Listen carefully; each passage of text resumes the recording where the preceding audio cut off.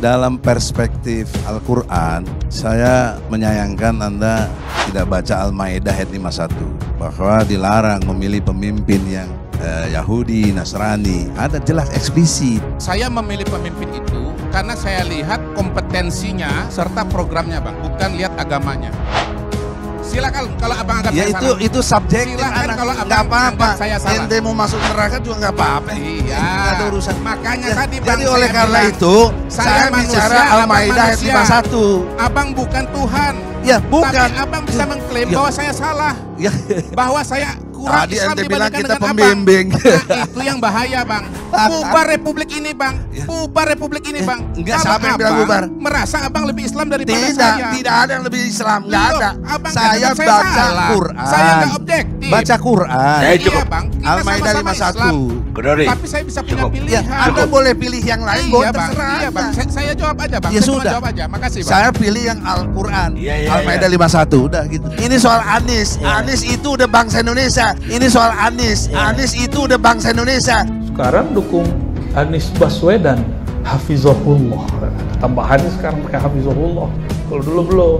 Sekarang begitu. Terus antum masih mau percaya dengan perubahan-perubahan ini? Saya udah nek. Tahu nek? Udah nggak minat sama sekali orang bawa agama kah politik itu. Dia mempolitisasi agama. Agama suci, politik tidak. Oh Ustadz, politik itu bagian dari agama. Oh, saya mau tanya dalilnya mana? Walaupun ada benarnya, tapi kita mau tanya dalilnya mana? Dalam perspektif Al-Quran, saya menyayangkan Anda tidak baca Al-Maidah ayat 51. Kemudian Anda tidak baca lagi At-Taubah 80-85. Ada di Quran, tapi politiknya adalah bab al-adalah wal amanah. Adil dan amanah, bukan masalah pilihan calon. Kalau seandainya pilihan politik itu bagian dari perintah beragama, maka Sayyidatuna Aisyah lain dengan Sayyidina Ali. Perang mereka berpolitik. Sayyidina Ali perang dengan Muawiyah, dan itu banyak sahabat yang terjebak. Kira-kira gimana? Sahabat dijamin masuk surga nggak? Dijamin. Mereka perang babak politik. Kita ini mayoritas, ada yang minoritas. Ini yang konsep tahu dirinya tuh nggak jalan. Kan kalian mau begini nih supaya yang mayoritas ini jadi gugur semangat keagamaannya. Ente mau masuk neraka juga nggak apa-apa. Ente mau masuk neraka juga nggak apa-apa. Antum bukan sahabat Nabi, tidak dijamin masuk surga. Gontok-gontokan masalah politik ya lebih masuk akal. Kenapa bukan sahabat kok? Nggak pernah ketemu Nabi kok. Paham maksudnya? Agama suci. Politisasi agama yang suci bukanlah kesucian. Itu namanya pencabulan agama. Itu namanya pencabulan agama. Anies Baswedan, bakal calon presiden yang diusung Partai Nasdem, menyapa warga Aceh usai melaksanakan sholat Jumat di Masjid Raya Baitur Rahman. Kedatangan Anies disambut meriah oleh pendukung dan kerumunan ribuan warga Aceh hingga berdesakan. Presiden sudah selalu sehat.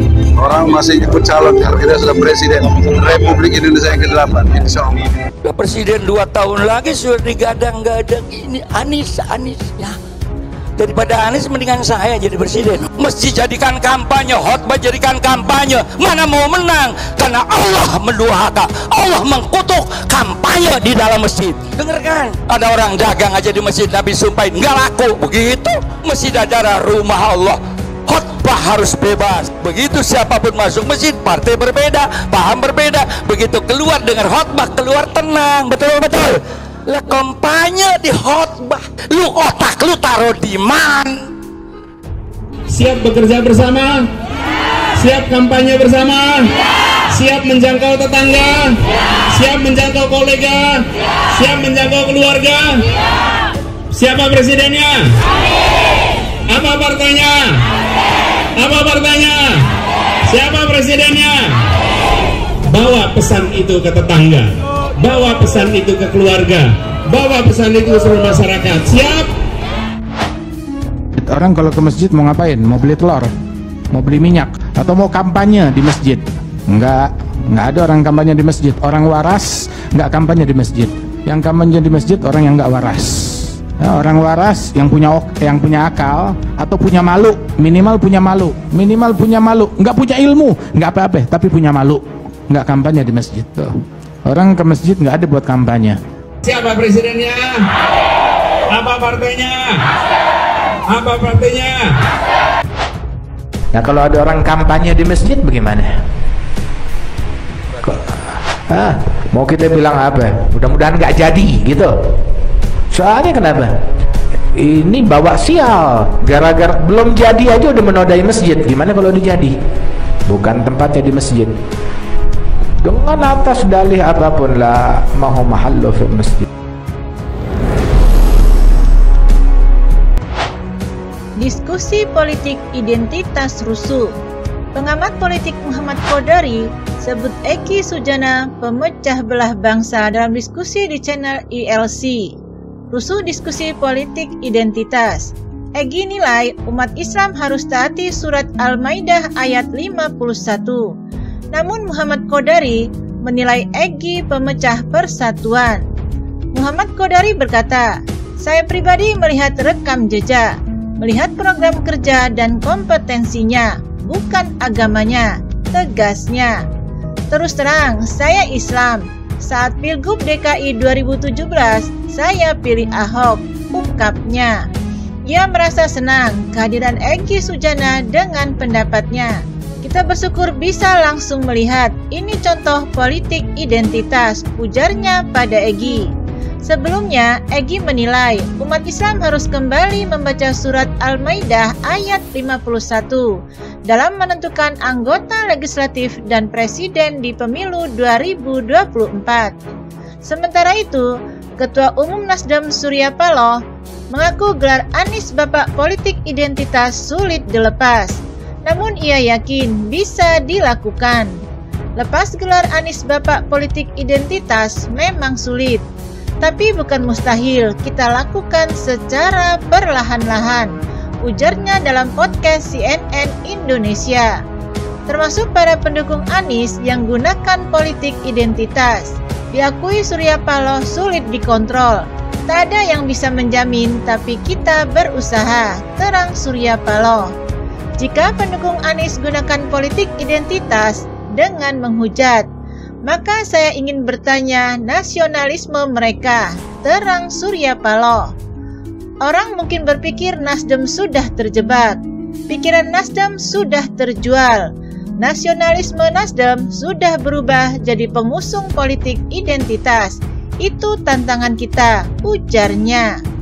Menurutnya, tudingan Anies sebagai politik identitas memang berat, tapi bukan mustahil bisa dilakukan. Semua serba mungkin, ujar dia. Dengan rekam jejak selama Anies memimpin DKI Jakarta telah membuat saya yakin bisa dilakukan, tapi memang berat, ungkapnya. Politik identitas juga tak luput dari pantauan Presiden Jokowi.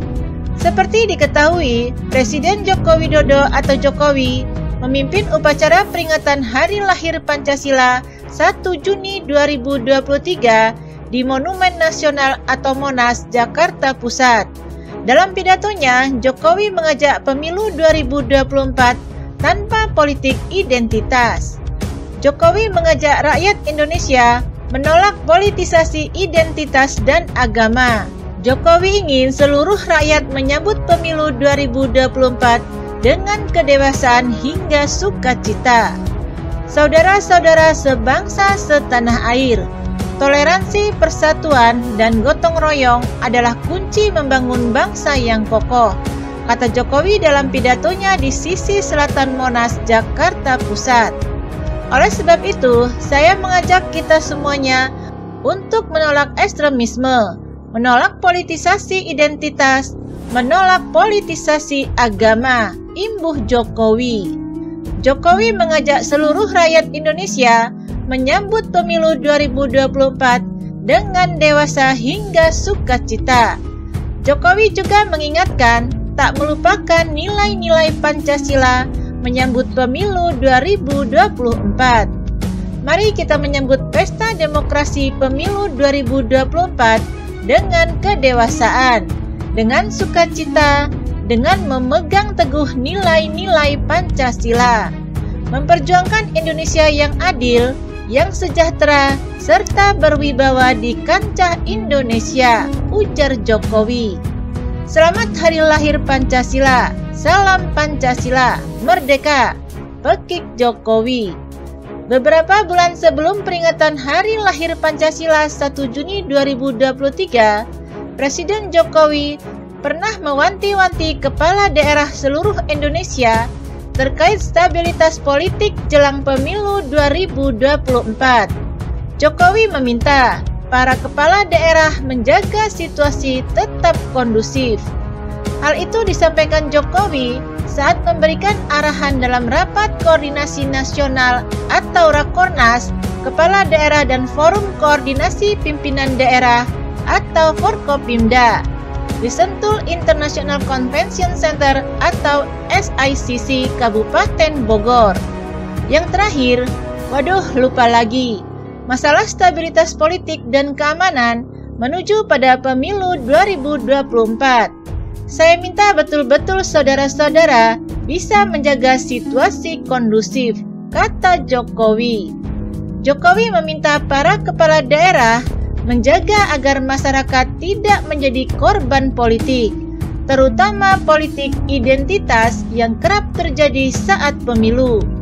Menjaga agar masyarakat kita tidak menjadi korban politik, namanya politik identitas, ungkapnya. Bukan hanya kepada kepala daerah, Jokowi juga mewanti-wanti TNI dan Polri. Jokowi meminta anggota TNI dan Polri tidak berpolitik praktis. Dan perlu saya ingatkan, TNI dan Polri tidak berpolitik praktis, ujar Jokowi. Jokowi juga meminta TNI dan Polri memetakan potensi kerawanan. Dia meminta aparat keamanan itu siap siaga mengawal tahun politik. Petakan yang namanya potensi kerawanan, jangan pas kejadian baru kita pontang-panting, sibuk kesana kesini. Salah siapa ini? Salah siapa ini? Tutur dia. Pada Desember tahun lalu, Presiden Jokowi juga mengingatkan semua pihak agar tidak membiarkan politisasi agama terjadi dalam pemilu 2024.